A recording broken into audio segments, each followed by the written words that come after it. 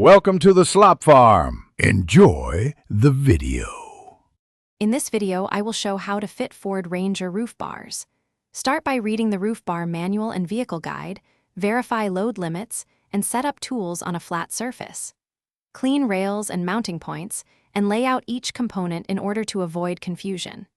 Keep bolts and spacers grouped by side so reassembly is fast and accurate for a safe install. Place the first crossbar on the rails and loosely fit all fasteners, making sure end clamps sit squarely in the channel. Adjust bar spacing to match your load profile and tighten bolts in a crisscross pattern to ensure alignment.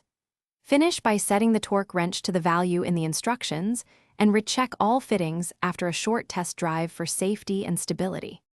When loading the roof bars, keep heavy items low and centered between bars to maintain balance. Use rated straps and securement points, and cover sharp edges to protect straps and cargo. Be mindful of height restrictions in garages and underpasses, and adapt driving style to account for added wind noise and drag for a safer journey. Thanks for watching. Consider subscribing if we helped you today.